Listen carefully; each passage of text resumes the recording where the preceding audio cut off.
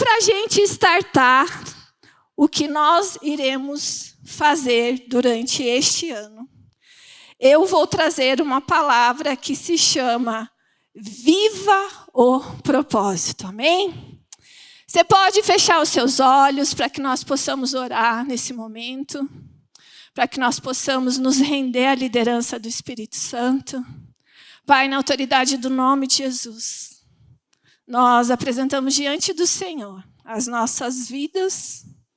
Nós levamos a nossa mente e o nosso coração totalmente cativo à sua vontade e ao seu querer nessa noite. Eu oro não somente pelas minhas irmãs que estão aqui de forma presencial, mas eu oro também por aquelas que neste exato momento vão ver, Senhor Jesus, esse vídeo, ou até mesmo aquelas que estão agora, Senhor, de forma online. Eu peço que o Teu Espírito Santo possa alcançar e ministrar o coração das suas filhas, Senhor. Na autoridade do nome de Jesus, nós entregamos diante do Senhor as nossas vidas. Repreendemos e cancelamos toda a obra das trevas, Senhor. Toda a distorção de palavras, Senhor. E clamamos a Ti que os Seus anjos possam estar invadindo este lugar. Nós oramos agora sobre os ouvidos. Surdez que muitas vezes é causada e sonolência para que as suas filhas não ouçam a palavra. Nós repreendemos agora na autoridade do nome de Jesus. E dizemos, sonolência sai agora. Dizemos, ouvidos sejam destampados agora. Oramos pelo seu entendimento, Senhor Jesus, na autoridade do teu nome. Amém, amém e amém. Amém? Logo que acabar tudo isso aqui, nós temos uma novidade para você, então você não vai embora, ok? Mais uma novidade. Mas eu queria cumprimentar as nossas pastoras dos campos, que sempre estão aqui no Encontro Aliançado. Vocês podem ficar de pé, queridas? Eu não sei, vocês sempre veem esses rostinhos aqui. Vira para elas verem vocês. Amém? Essas são as nossas pastoras dos campos, Santa Felicidade, 4 Barras, Campina Grande do Sul, né, que sempre estão aqui nos prestigiando no nosso Encontro Aliançados. Obrigada, amo vocês. Amém? Então vamos lá. Mas antes de eu começar essa palavra, eu queria contar algo para vocês. Eu lembro, quando eu tinha, acho que uns 25 anos de idade, foi tipo assim, ano passado, né? Claro. Gente, eu fiz 48 anos, você acredita? 48 anos eu fiz. Você acredita? 48. Tô velha.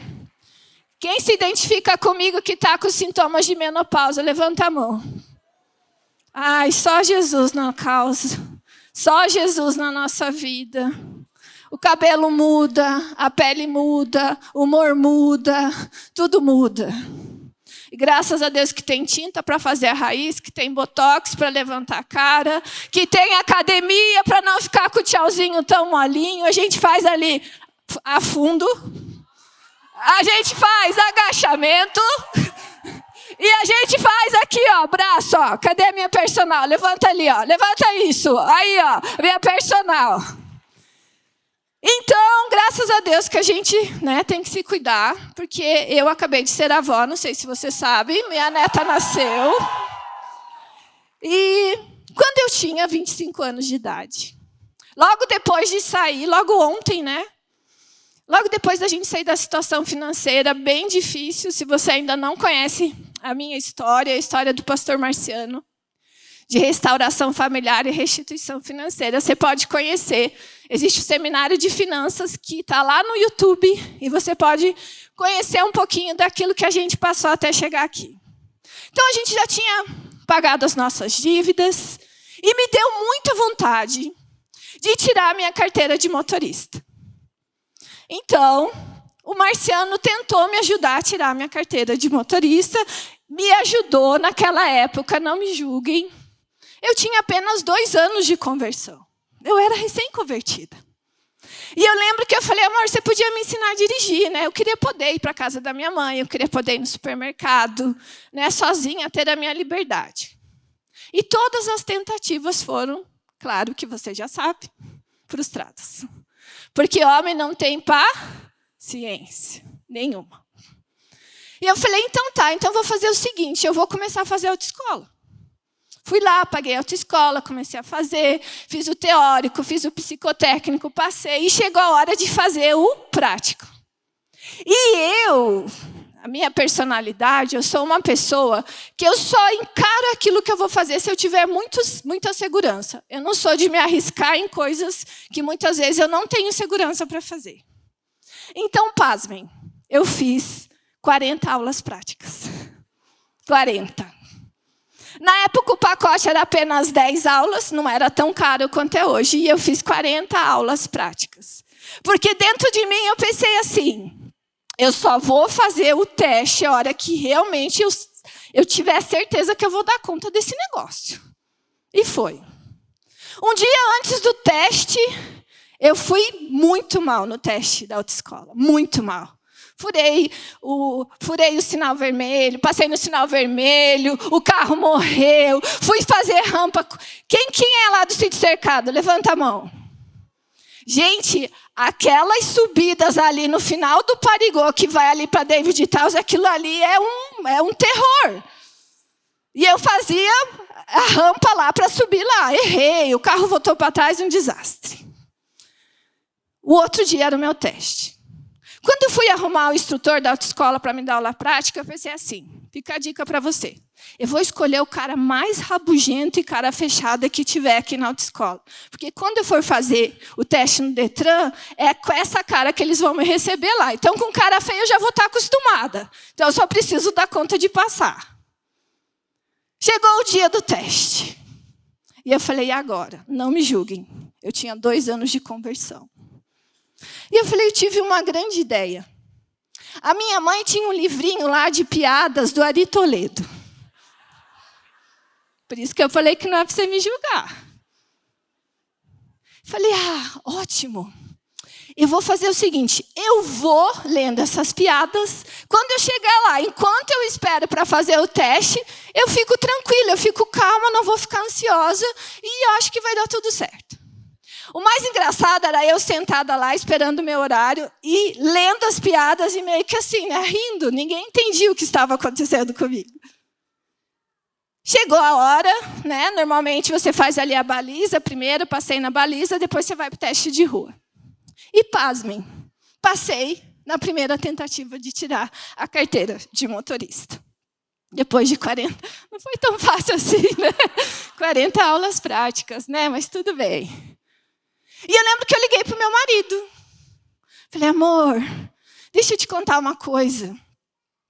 Amor, você não vai acreditar. Eu passei. Eu vi que do outro lado ficou mudo ele. Amor, eu passei, amor, eu passei. Eu estou pronta para pegar o seu carro. Do outro lado muda.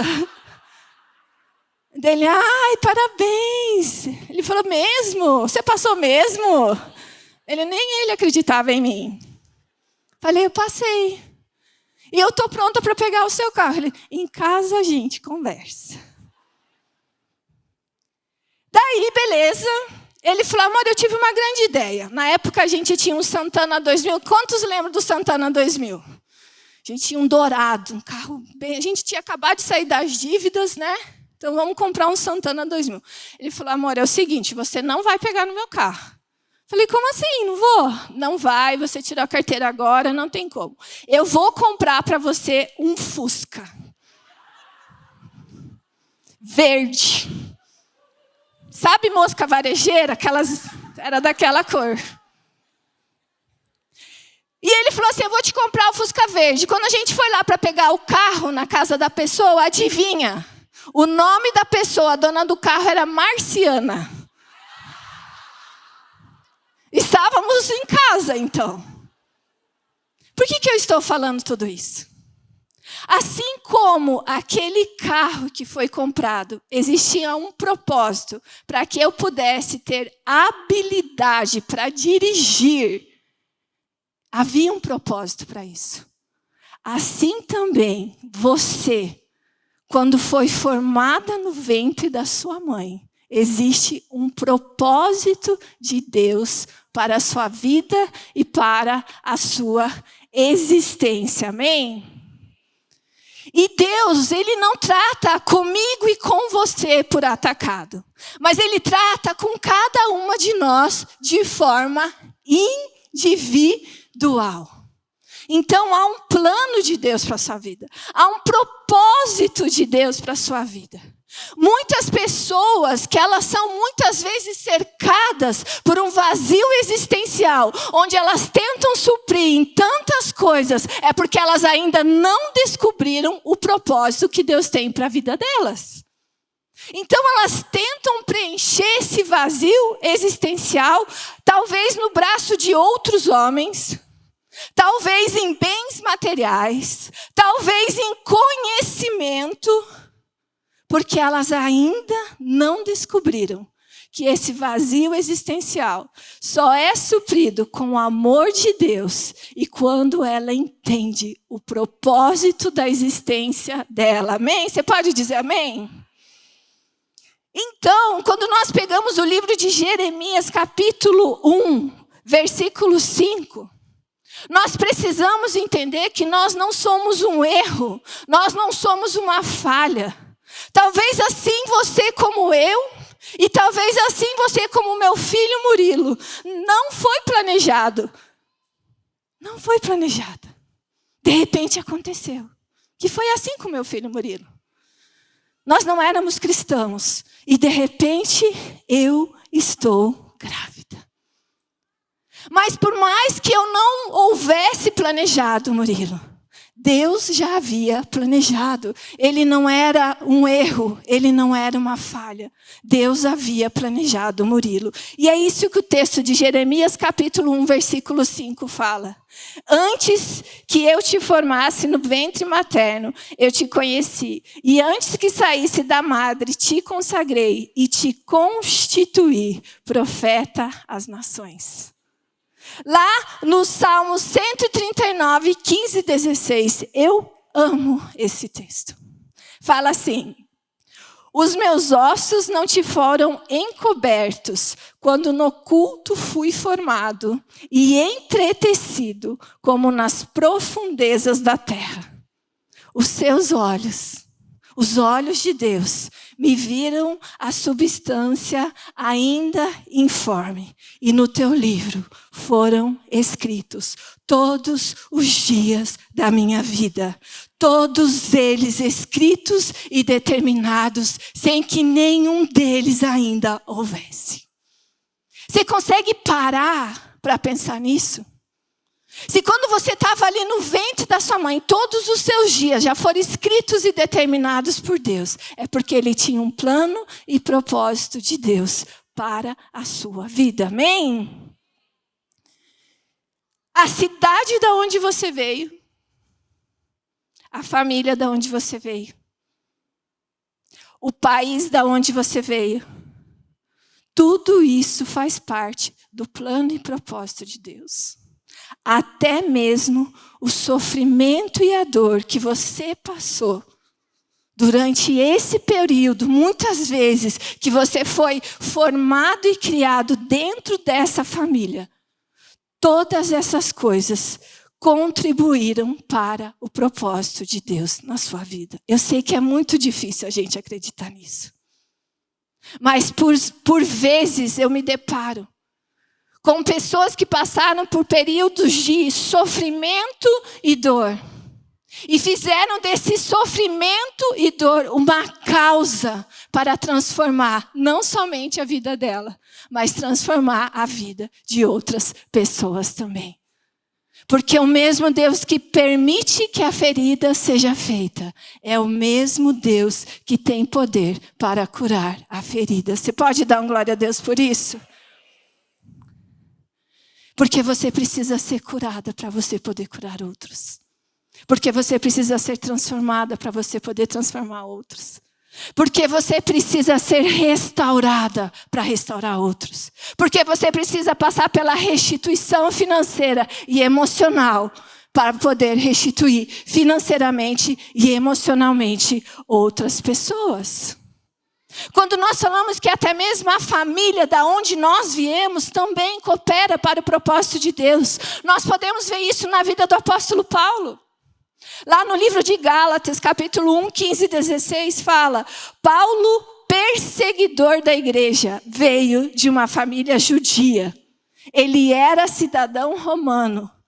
Quando, porém, ao que me separou, antes de eu nascer, pela sua graça aprouve revelar seu Filho em mim, para que eu o pregasse entre os gentios. Sem detença, não consultei carne ou sangue. Amém? Queridas, uma das coisas que eu e você precisamos entender, que alcançar o alvo não é apenas chegar à glória celestial, pensar na eternidade, mas possuir aquilo que Deus tem reservado para a minha vida e para a sua vida. O propósito da vida não é simplesmente existir, não é simplesmente crescer e amar, é também viver e deixar um legado. Quantas jovens nós temos aqui? Levanta sua mão. Vocês sabiam, jovens, que as suas escolhas hoje, eu sei que tem algumas como eu que se sentem jovens. Quantas, então tá, quantas que ainda que estão esperando o seu amado temos aqui? Minhas lindas, vocês sabiam que as suas escolhas hoje vão influenciar o legado que você quer deixar para os seus filhos, para os seus netos e para a sua descendência? Porque muitas vezes, quando nós somos solteiras, nós imaginamos: eu vou viver minha vida do jeito que eu acho melhor. Eu vou fazer as minhas escolhas da forma que eu acho melhor. Eu não sei se eu vou honrar e respeitar os meus pais. Existe a lei da semeadura e da colheita. Você sabia que as suas escolhas agora, como uma pessoa solteira, vai afetar o legado que você vai deixar para os seus filhos, os seus netos e a sua descendência? Você sabia que isso vai afetar também? Dependendo das suas escolhas, dependendo da direção que você tomar em relação da sua vida, vai afetar até a pessoa que Deus separou para formar uma família com você. Então, quando nós falamos sobre propósito, existem várias coisas que estão envolvidas. Mas você há de concordar comigo algo. Muitas vezes, ou na maioria das vezes, nós conseguimos entender que Deus tem um plano e propósito na nossa vida. Quantas conseguem entender? Levanta a mão. Quantas já ouviram falar nisso? Que Deus tem um plano e propósito na nossa vida? Levanta a mão, levanta a mão. Mas sabe qual que é a nossa dificuldade? Não é crer e imaginar que Deus tem um plano e propósito na nossa vida. A nossa grande dificuldade é olhar para a nossa vida, para a nossa capacidade e para a nossa habilidade e imaginar que ainda assim Deus pode realizar um plano e propósito na nossa vida. Porque a dificuldade não é você saber que Deus tem um plano e propósito. A dificuldade é você muitas vezes olhar para a sua capacidade, para a sua habilidade e para a sua autoimagem distorcida que você tem em relação a si mesmo. E acreditar que ainda assim Deus tem um plano e um propósito na sua vida. Porque muitas vezes você olha para dentro de você, você olha para suas habilidades, você olha para suas capacidades e você olha para a pessoa do lado e você fala assim: peraí, Peraí, você me chamou, Deus, para viver isso? Você me chamou para tocar essas pessoas? Você me chamou para viver esse plano e propósito? Não. Olha as minhas capacidades. Olha as habilidades que eu não tenho. Olha a autoimagem distorcida que eu tenho em relação a mim mesmo. Porque quando nós temos uma imagem distorcida, nós não conseguimos acreditar que Deus possa ter algum propósito na nossa vida. Sim ou não? Sim. E eu te faço uma pergunta hoje. Quem é você? Quem é você, Maria? Quem é você, Joana? Quem é você, Cleusa? Quem é você, Cleide? Quem é você? E quando eu pergunto quem é você, eu não estou perguntando se você é uma mãe, se você é uma filha, se você é uma esposa, se você é uma empresária. Não é isso que eu estou perguntando. Quando eu estou perguntando para você quem é você, eu quero saber o conhecimento que você tem de si mesmo.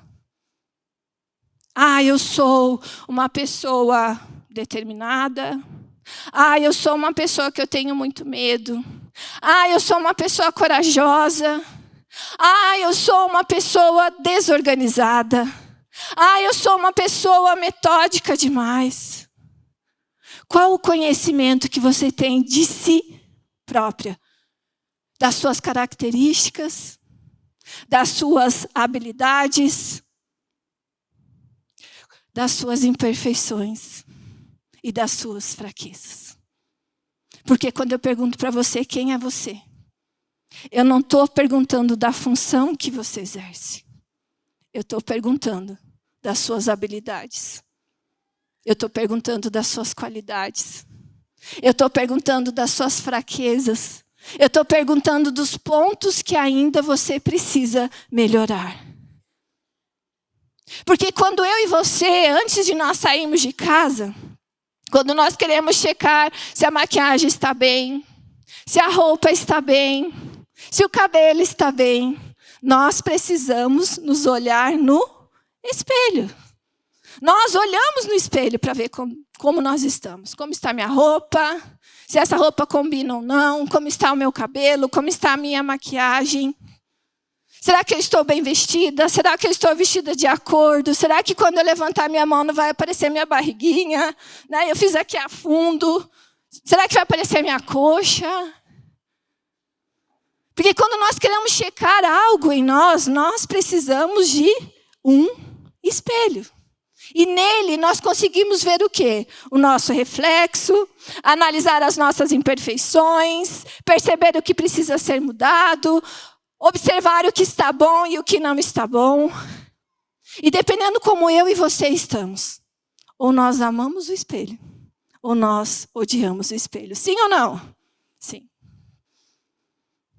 Dependendo como nós estamos, ou nós amamos o espelho, ou nós odiamos espelhos. Mas existem também espelhos que deformam a realidade e induzem a percepções erradas e enganos. Quantos já foram naquelas salas onde tem espelhos que você fica alta, que você fica grandona, que você fica magrinha? Quantos já foram no circo que tem isso? Ou você já viu um vídeo que mostra isso para você, sim ou não? Sim.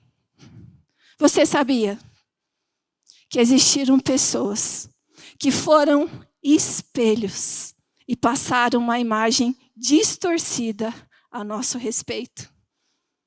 E isso pode ter influenciado os nossos pensamentos, as nossas emoções, os nossos sentimentos em relação à imagem que nós temos de nós mesmos.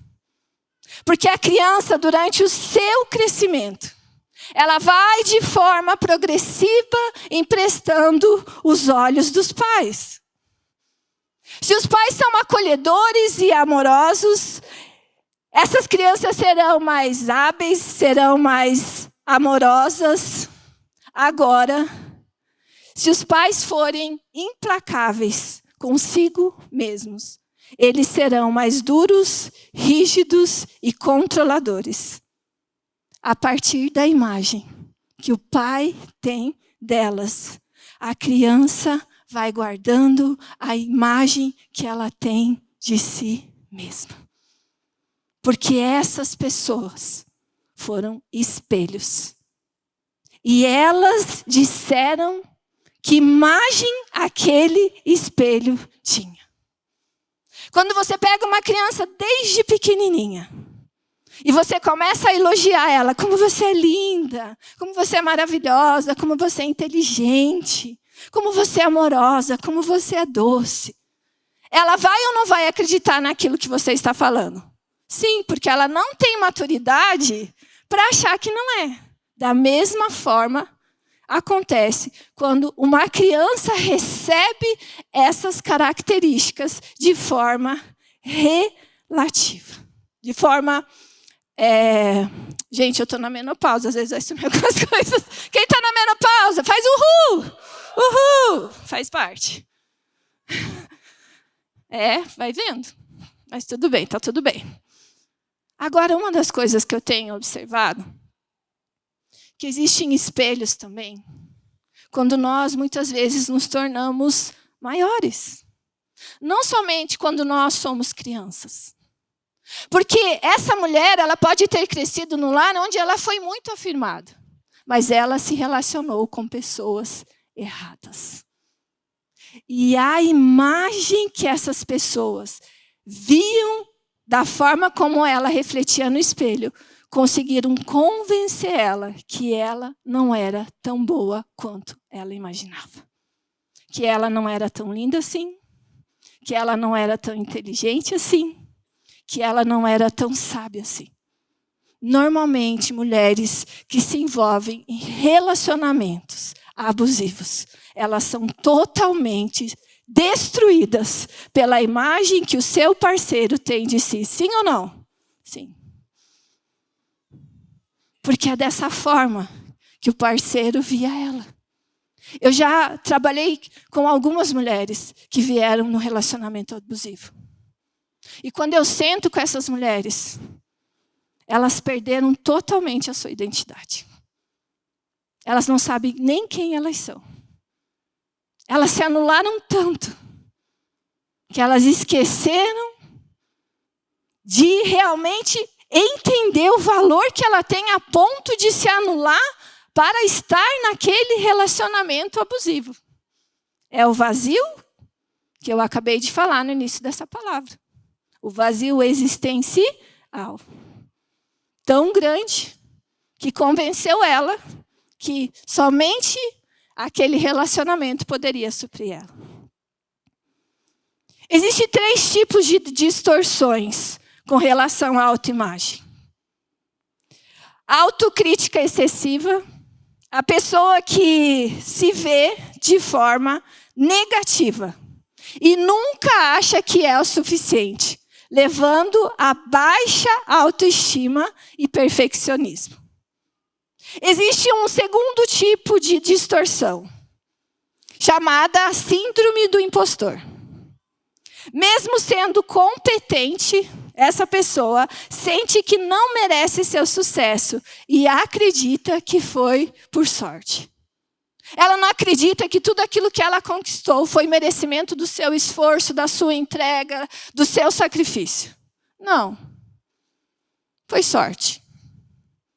Existe um terceiro tipo de distorção da autoimagem. Foco excessivo nos defeitos.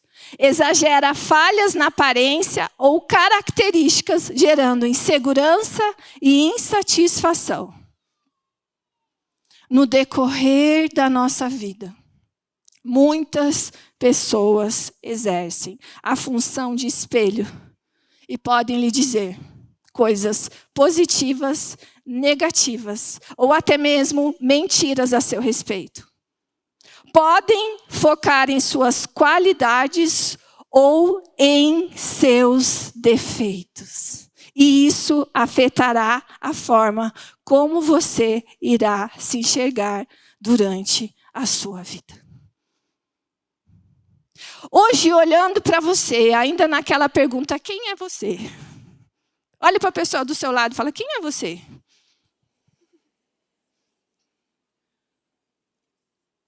Olhe para outra. Quem é você? Mas ela fala, nem eu sei quem eu sou. Depois dessa eu já estou perdida, que nem sei de onde eu caí. Estou igual o cachorro que cai do caminhão da mudança, estou assim, ó. Quais são suas qualidades? Quais são seus pontos fortes? Quais são seus pontos fracos? Qual é o seu temperamento? Você sabe qual é o seu temperamento? Quantos aqui nem nunca ouviu falar de temperamento? Levanta a mão, sem vergonha. Que é o colérico, o sanguíneo, fleumático e o melancólico. Hoje em dia é muito fácil. Você chega na internet, você já faz o teste. Então, você já sabe seus pontos fortes e seus pontos fracos. Eu fiz isso quando os meus filhos eram pequenos. Eles começaram a brigar muito. Tirei um teste lá da internet. E falei, o seguinte. Murilo, você precisa ter paciência com o Danilo. Ele é um fleumático. Tudo aquilo que você pedir para ele fazer, ele não vai te dizer não. Mas ele não vai fazer. Porque o fleumático é assim. Ele não vai te contrariar. Ele não vai discutir com você. Ele só não vai fazer. E o melancólico?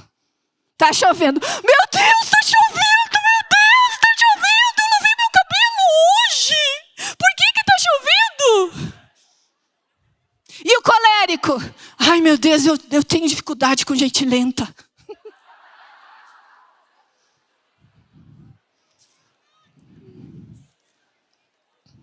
E o sanguíneo? Super relacional. Você dá 10 coisas para ele fazer e ele não faz nenhuma.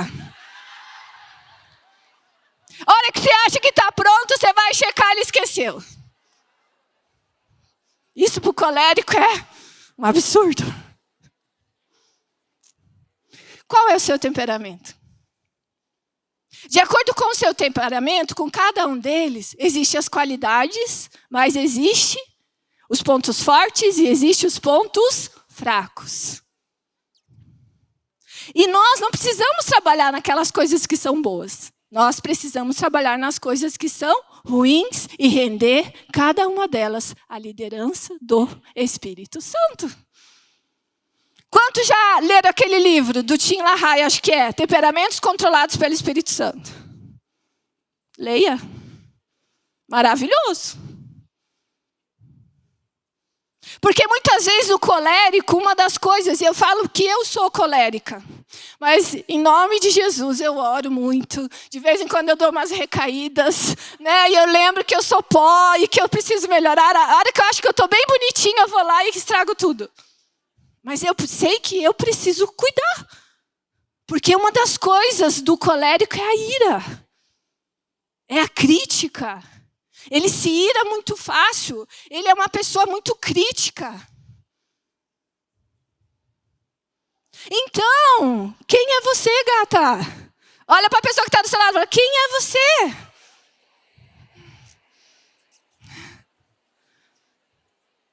Quais são as suas qualidades? Quais são os seus pontos fortes? Quais são os seus pontos fracos?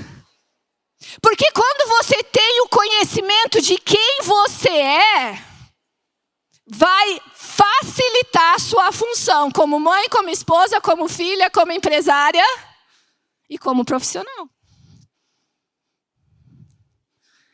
Para caminhar no propósito que Deus tem para a sua vida. Então, quando você tem o conhecimento de quem você é, você para de justificar o descontrole e impulso de ira, projetando essa sua atitude e comportamento na vida de outras pessoas. Quando você sabe os seus pontos fracos, você para de se isolar e impedir muitas vezes que seu marido que tem amigos vá jogar futebol porque você se isola e não tem amigas. Quando você sabe quem você é, os seus pontos fracos, você para de ser autossuficiente e achar que você não precisa de ninguém. Isso é mentira. Os relacionamentos moldam o nosso caráter.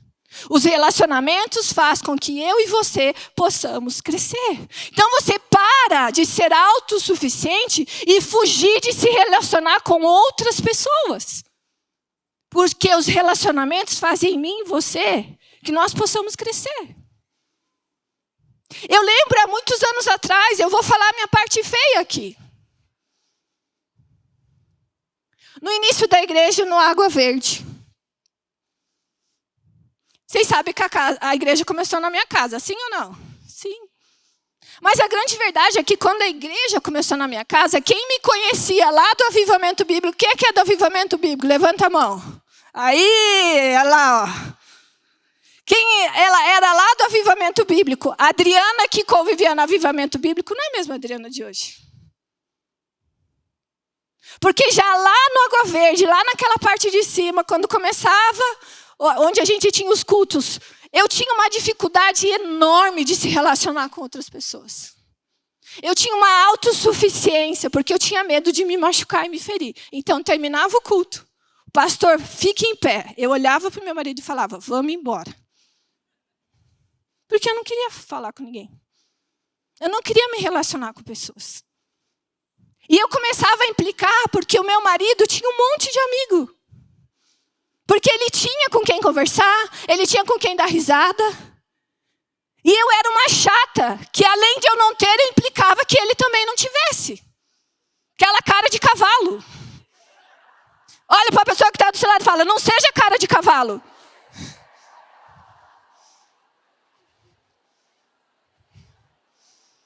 Chegava ali no meio dos amigos e eu com aquela cara de cavalo. E claro, ele já falava, ai, que não seja chata, mulher. Meu Deus, tem mulher que é tão chata que, pelo amor de Deus. E eu lembro que um dia a gente estava em casa e mais uma vez ele ia jogar bola com os amigos dele. E eu falei assim, meu Deus, você vai jogar bola de novo? É toda semana essa folia de jogar bola. Não tem um futebol mais cedo para você ir, homem. Tem que ir jogar a bola 10 da noite e ainda come churrasco. Por que você come churrasco? Então não jogue bola. Tudo aquilo que você queima, você come. Ele olhou para mim e falou bem assim, sabe por quê que você implica comigo toda vez que eu vou sair com os meus amigos?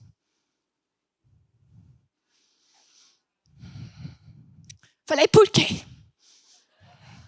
Fala, você sabe tudo. Porque você não tem amiga. E porque você não tem amiga, você não quer que eu tenha amigo. Eu falei, para com isso. Eu não tenho amiga. Eu tenho sim. Eu tenho e não tinha ninguém. A verdade é que eu não tinha amigas. E eu falei, e tem mais uma. Porque você quer desafiar um colérico e fala que ele não consegue fazer. Que ele vai provar para você que ele vai fazer. E tem mais uma. Eu vou te provar a partir de hoje que eu vou ter tantas amigas, que você vai até ficar com inveja de tantas amigas que eu tenho. Ele falou, tá bom. E a verdade é que aquele dia eu tive que descobrir que eu era autossuficiente. Que eu não queria conviver com ninguém. Que eu não queria me relacionar com ninguém. Que eu não queria ter amigas. Porque para mim, as pessoas, elas machucavam e feriam. Aquele dia eu tive que reconhecer que realmente eu não tinha amigas. E a grande verdade, minhas lindas, é que todas essas coisas que eu estou falando para vocês são distrações que Satanás usa nas nossas vidas para nos tirar do plano e propósito de Deus. Se aquele dia eu não tivesse me posicionado, olhado para dentro de mim, visto realmente quantas coisas eu precisava crescer e melhorar, talvez eu não estaria aqui hoje. Deus tinha um plano e um propósito para mim desde o ventre da minha mãe, sim. Nós lemos no Salmo 139 que todos os nossos dias foram determinados e escritos pelo Senhor, sem que nenhum deles ainda existisse. Existe a parte que é de Deus, mas existe a parte que cabe a mim e a você. Talvez eu não estivesse aqui hoje. E a verdade é que Satanás usa de todas essas distrações para roubar você do propósito que Deus tem na sua vida. seja uma baixa autoestima, seja uma autossuficiência, seja um exagero que você tem muitas vezes em relação à sua autoestima. Você já conversou com pessoas que ela nunca teve problema? Que ela nunca teve dificuldade? Que na vida dela tudo dá certo? Seja uma pessoa que tem muitas vezes um olhar exagerado em relação à sua autoestima. Seja uma pessoa que muitas vezes se isola. Seja uma pessoa que muitas vezes tem medo. Todas essas coisas são distrações que Satanás coloca na minha vida e na sua vida. Porque o mesmo Satanás que não conseguiu viver o propósito de Deus é o mesmo que não quer que você viva o propósito de Deus para a sua vida. Ele fugiu do plano e propósito que Deus tinha para ele. E ele não quer que eu e você vivamos o plano e o propósito que Deus tem para as nossas vidas. E todas essas coisas que eu acabei de falar aqui são distrações que nos impedem de viver o plano e propósito de Deus. Eu posso te citar 3 exemplos muito rápidos aqui de personagens bíblicos. Esther. Está lá no Esther 4:14. E cuidado, hein? Cuidado para que você não seja uma Vasti, ficando distraída em coisas passageiras. Porque Vasti abriu mão do posto que ela tinha de rainha. E Esther entra nessa história para se tornar rainha. Não importa de onde você veio. Não importa da família que você veio. Porque Esther era órfã. Ela não tinha pai e mãe. Ela foi criada pelo seu tio. Talvez ali todas as coisas que ela precisava aprender com a presença de um pai e de uma mãe, ela não aprendeu. Mas isso não foi desculpa para que ela fosse colocada ao posto de rainha. Podemos ver Gideão ali em Juízes 6, 14 e 15. E Gideão se achava tão pequeno quando Deus chamou ele. E uma das coisas que nós precisamos entender é que Deus fez eu e você para viver coisas grandes e extraordinárias, amém? Porque Gideão, ele se achava o menor, ele era o menor da tribo de Israel. Mas Deus chamou Gideão para viver coisas grandes e extraordinárias no Senhor, amém? Quando nós pegamos a vida de Moisés, Moisés precisou ser curado, perdoar, para que ele pudesse libertar o povo de Israel. Moisés precisou vencer o medo para que ele pudesse libertar o povo de Israel. E porque ele venceu o medo, e porque ele perdoou, ele pôde trazer cura e salvação para a vida de tantas pessoas. Amém? Deus quer te curar para que você possa salvar a sua família. Olha para a pessoa do seu lado e fala: Deus quer te curar para que você possa salvar a sua família. Podemos ver isso na vida de José. Quando José se depara com seus irmãos, ele é ali governador ali do Egito. E quando ele se depara com os seus irmãos, aqueles que tinham ocasionado tudo as tragédias e tribulações que José viveu, ele só pôde salvar a sua família. E ele só pôde realmente salvar um povo, porque ele decidiu perdoar os seus irmãos. Então, Deus quer te curar para que você possa salvar a sua família. E Satanás o tempo todo tentou usar das mesmas distrações que ele usa na minha vida e na sua vida para parar tanto Moisés, quanto Esther, quanto Gideão e tantos outros personagens da Bíblia. Mas eles tiveram que se desprender do passado, discernir as distrações, para que eles pudessem seguir em frente para viver o plano e propósito que Deus tinha sobre a vida deles. Amém? Deus não nos vê da forma como nós nos vemos. Deus não vê as nossas fraquezas. Deus não vê muitas vezes a nossa incapacidade.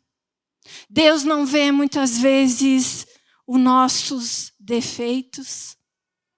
E por que será que para mim e para você é tão difícil falar da nossa autoimagem? Por que será que muitas vezes nós temos uma autocrítica excessiva e foco excessivo nos nossos defeitos? Deus, ele não foca os seus defeitos. E sim, ele se coloca à sua disposição para te ajudar nas suas limitações e nas suas fraquezas. Porque ele sabe no que você vai se tornar para que você possa viver o plano e o propósito que ele tem para a sua vida. Ele não foca nos seus defeitos. Ele não foca nas suas fraquezas.